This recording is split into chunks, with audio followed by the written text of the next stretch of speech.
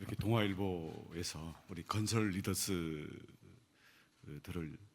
이렇게 한 자리에 모아서 또 온라인으로 관심 있는 모든 분들에게 공개하는 이런 그 서밋을 열어주신 데 대해서 진심으로 감사드리고 동아일보의 탁월한 안목에 대해서 존경의 마음을 표합니다. 사범수 우리 국토교통위 위원회의 위원이신데 국회를 대표해서 와주셨고 또 우리 박지균 논술위원님께서 이렇게 논술주관님께서 이렇게 이끌어 주셔서 감사드립니다. 제 뒤에 워낙 전문가분들께서 아주 깊이 있는 내용들을 준비하고 계시기 때문에 제가 준비를 한 내용 중에서 좀 겹치겠다 싶은 거는 가급적이면 좀 빼고요. 우리 국민들 요즘 희망적인 소식이 잘 없어서 참 다들 힘든데 그나마 우리 해외 건설 부분에서 희망적인 소식을 기다리고 있는 것 같습니다. 그러니까 그런 점들에 대해서 어떤 소식 또는 정보 아니 우리가 가야 될 어떤 방향 이런 거를 국민 여러분과 좀 공유한다는 기분으로 몇 가지 이야기 토막을 여러분들과 함께 하고자 합니다. 우선 준비를 해왔는데요. 자, 이 해외 건설 시장이 이렇게 크다, 성장할 거다. 근데 이건 일반적인 얘기고요. 간단히 말씀드리면 고유가 시대입니다. 오일머니가 쌓이고 있습니다. 어디에? 주로 중동입니다만은 꼭 중동만은 아닙니다. 그리고 오일이라는 게 원자재의 대표이지 꼭 석유만 뜻하는 건 아닙니다. 석유, 가스, 요새는 또 전기 배터리에 들어가는 니켈이라든지 리튬이라든지 심지어는 굴이라든지 이런 것들까지도 전부 원자재 값이 비싸서 고물가의 주범이 되고 있습니다만은 이 돈들이 다 쌓이고 있습니다. 사우디에 오일 달러가 쌓이고 있는데요. 얼마가 쌓이고 있는가를 제가 계산을 해보고 직접 들어봤어요. 그랬더니 하루에 원유 생산 및 소비량이 전 세계가 한 1억 배럴 정도, 하루에 1억 배럴. 그러면 유가가 만약에 100달러다. 그러면은 이게 바로 하루에 100억 달러가 되는 거죠. 근데 사우디는 그 중에 10% 정도를 생산하고 수출합니다. 대부분을 수출합니다. 국내에서 쓰는 건 워낙 작기 때문에 하루에 한 1,100만 배럴 정도를 생산해서 그 중에 한 1,000만 배럴 정도 가까이를 수출을 하는데요. 요새는 유가가 거의 100달러에 육박하지 않습니까? 80달러 선을 지금 유지하고 있는데요. 그러면 하루에 석유 대금만 10억 달러씩 딱딱 들어옵니다. 우리 돈으로 1조. 예. 우리나라는 하루에 한 수출액이 한 6,500억 불 정도가 되더라고요.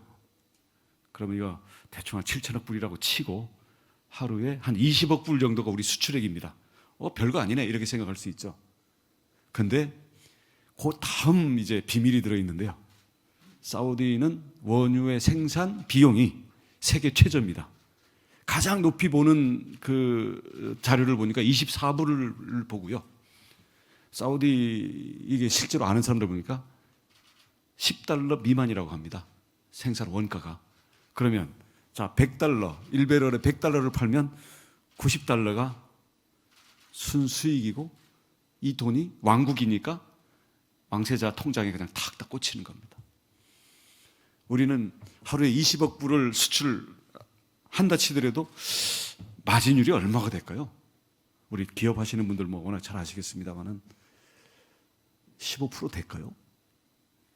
15% 안 되겠죠. 자, 넉넉 잡아서 15%라고 치고 그러면 자, 하루에 20억 불에 15%면은 한 3억 불 정도 되는 거 아닙니까?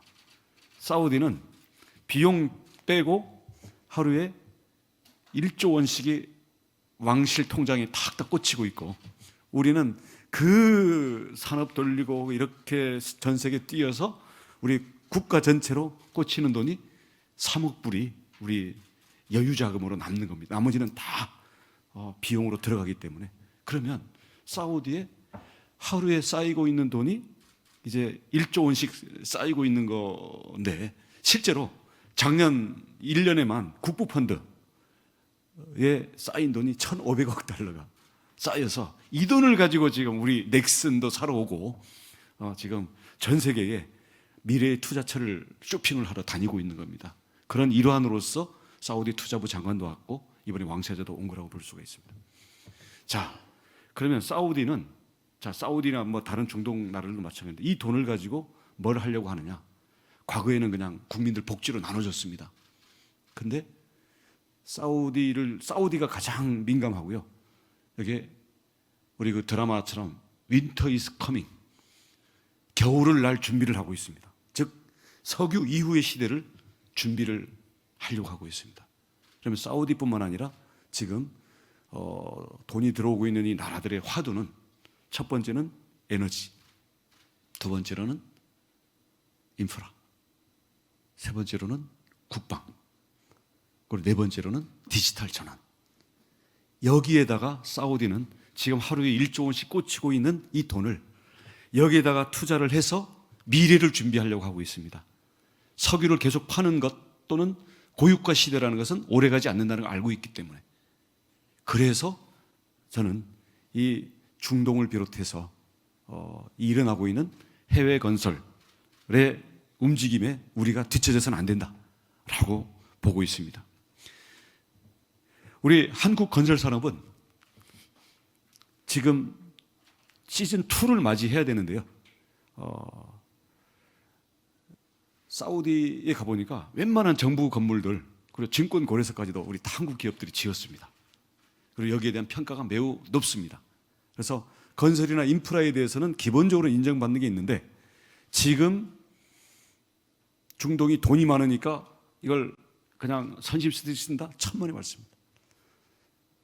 아랍의 상인은 중국 상인, 유태 상인을 뛰어넘는 수천 년 동안 사막에서 상인을 하면서 생존해온 사람들이고요.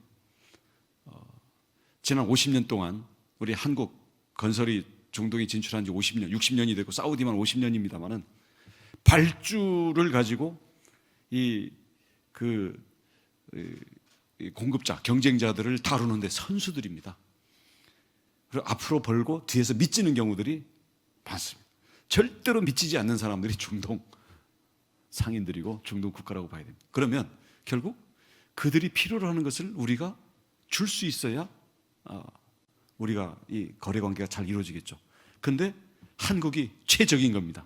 우리의 최대의 경쟁자는 시진핑 주석이 지난주에 가서 전투기 호위를 받으면서 중동을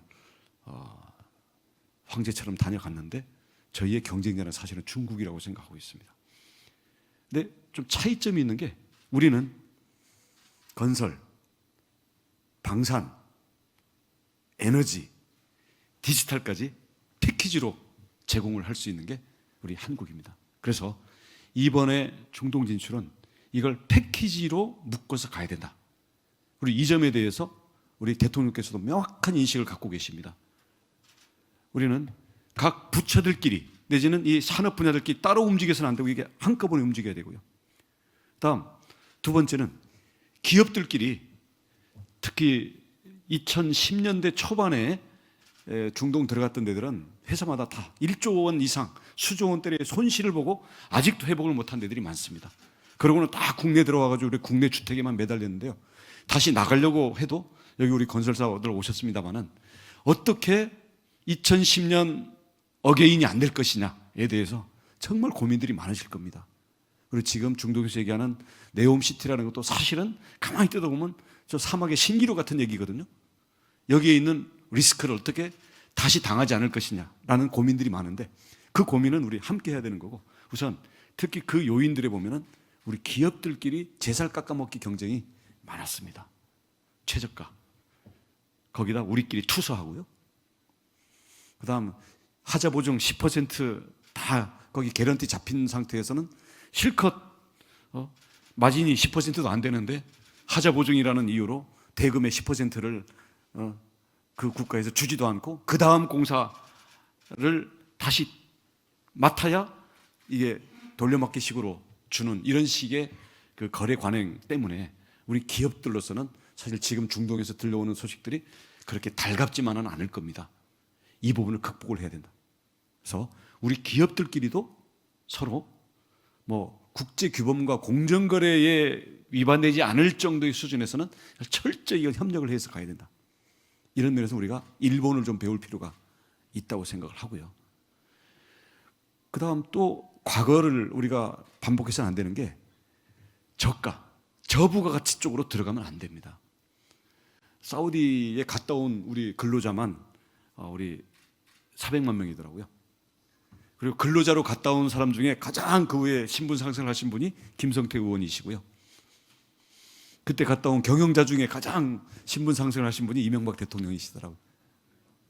400만이 중동을 다녀오고 그때 갔다 와서 2년 동안 일한 거 가지고 내 집 마련하고 아이들 다 대학 보내고 이렇게 했던 거예요. 근데 지금은 그런 건설 현장에 이 기능 근로자가 갈 수 있는 수준이 아닙니다. 사우디 가보니까 인스, 방파, 필 이렇게 얘기를 하더라고요. 거기에 기능공 또는 노동자들은 전부 인도, 스리랑카, 방글라데시, 파키스탄, 그리고 약간의 필리핀.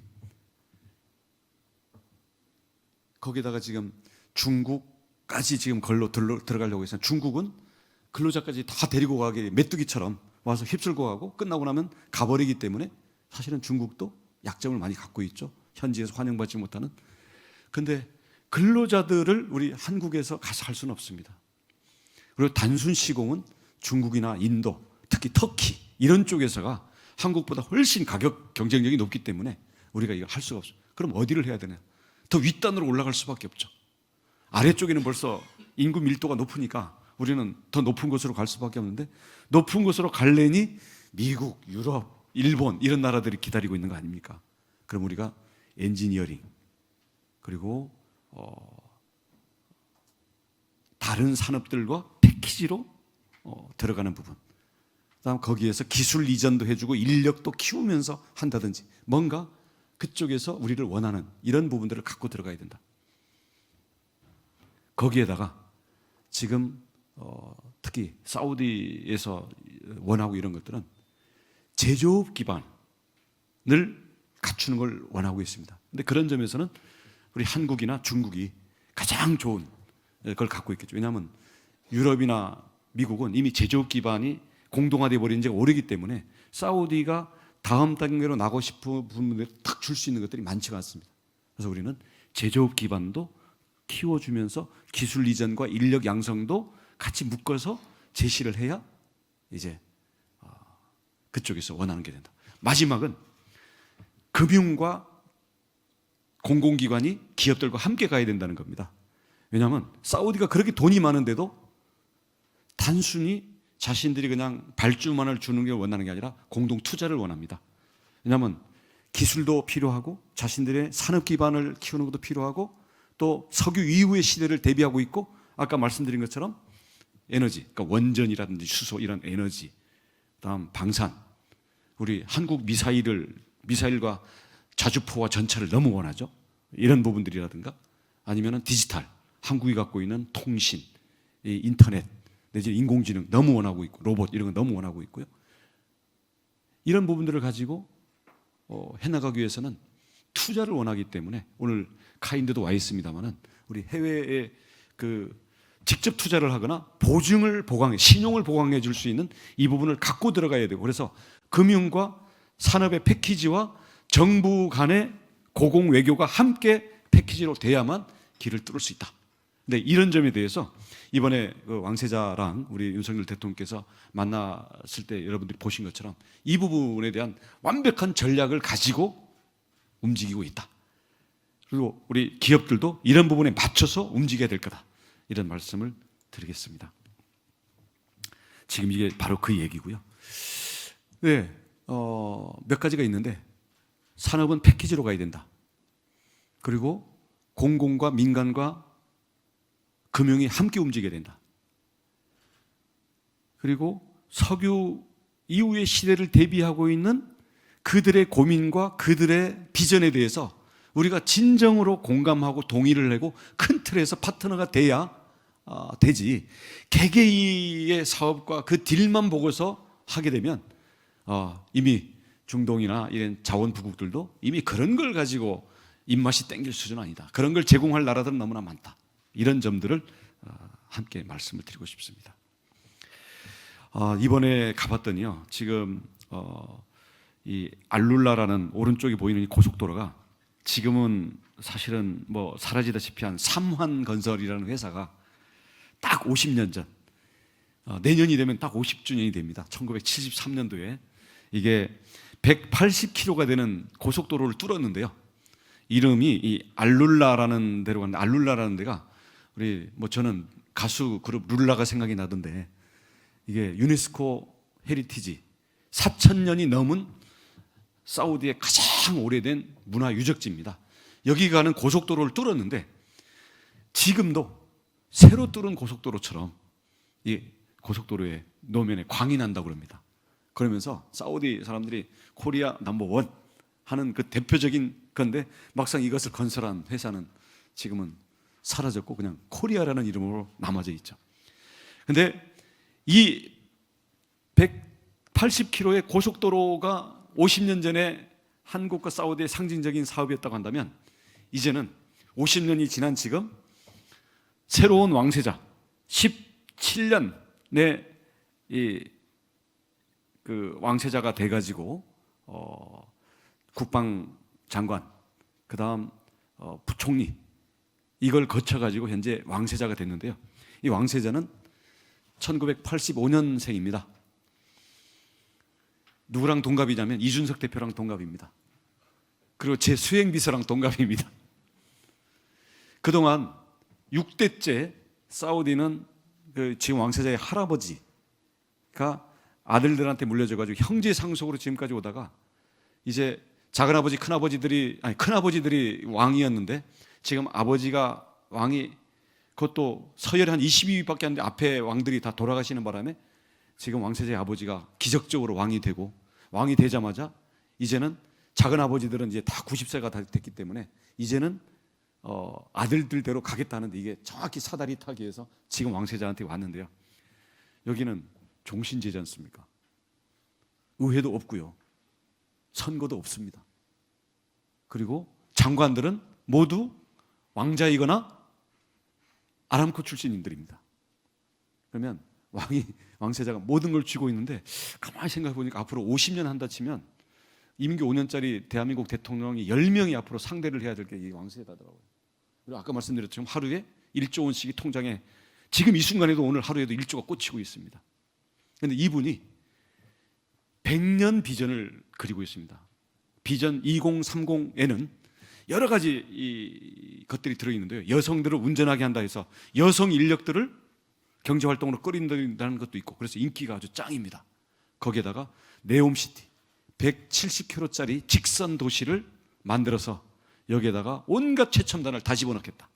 전 세계에 없었던 도시를 만들겠다는 건데, 사실 많은 분들이 회의적입니다. 특히 유럽 쪽에서는요, 저거 사기극이다 이렇게 보고 있습니다. 될 수가 없다.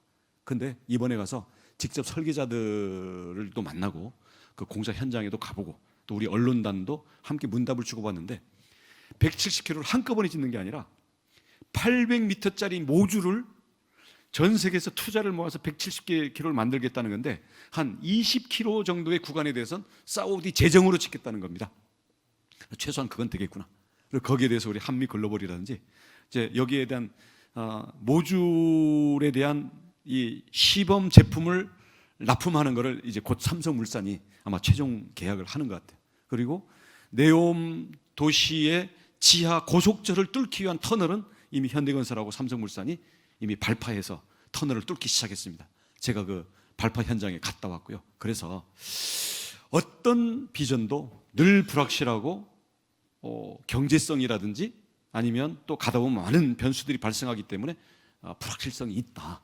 그래서 저는 이 네옴시티라는 것도 우리가 너무 이미 다 확정된 걸로 보고 우리가 들어가는 식으로 생각하면 저는 큰 코 다칠 수가 있다고 보는데, 사우디의 이런 미래 비전에 대한 고민을 이해하면서 우리가 함께 그리고 신중하게 나아간다면 우리가 여기에 절대로 뒤처지거나 기회를 놓쳐서는 안 된다. 이런 정도의 생각을 갖고 있습니다. 그래서 앞으로 이런 리스크 그리고 사우디와의 이런 부분들은 자 왕세자와 이제 뭐 왕이 돌아가시면 곧 왕이 되실 거 아닙니까? 왕이 될 거 아닙니까? 그럼 우리는 대통령, 그다음 총리, 각 부처 장관 이런 부분들이 고공 외교들이 뒷받침돼야만 이건 끌고 갈 수 있다. 근데 윤석열 정부는 이 부분에 다 확실히 할 겁니다.